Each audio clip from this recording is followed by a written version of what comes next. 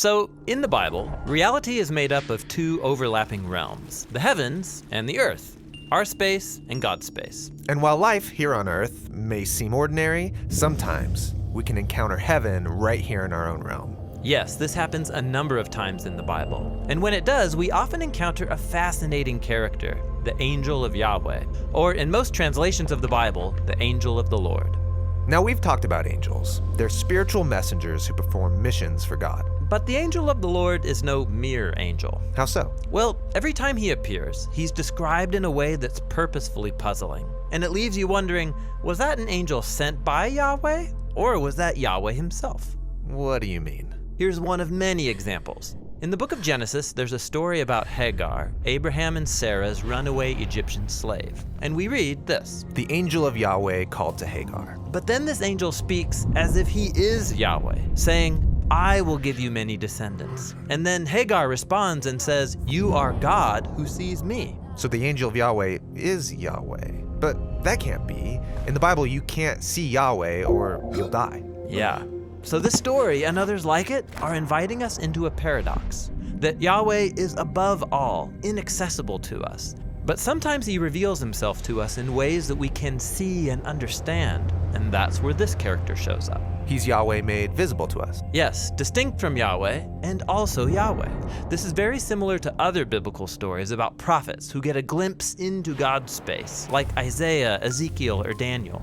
And what they see is a glorious human figure on a throne who's called Yahweh. So the one on the throne and the angel of Yahweh, this is the same person. Exactly. Watch all this come together in the famous story of Moses and the burning bush, where we read, The angel of Yahweh appeared to Moses in a blazing fire from the midst of a bush. And when Yahweh saw that Moses stopped to look, God called to him from the midst of the bush.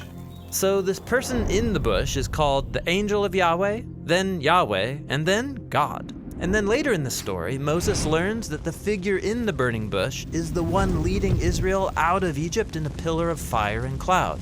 And that's the one who later takes up residence in the tabernacle. The tabernacle, this is the throne room of God himself. You got it. The angel of the Lord is the royal glory of Yahweh appearing as a human. Now, keep all this in mind as we start talking about Jesus. In the opening of the Gospel of John, we're told that from all eternity, Jesus was with God and was God. Distinct from God and also God. That's the same paradox we saw with the angel of Yahweh. Right. And then John says that God's word became human and set up a tabernacle among us. The temple presence of the invisible God. Exactly. Now check this out. There's a story about when Jesus took 3 of his followers up to a mountain and his true identity was revealed. He was transformed into a glorious human figure.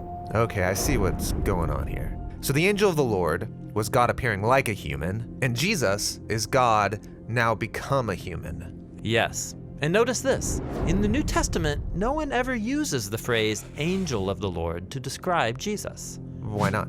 Well, they wanted to avoid the idea that Jesus was merely an angel. For them, Jesus was Yahweh God become human, in order to fulfill his ultimate mission to fully reunite heaven and earth once and for all.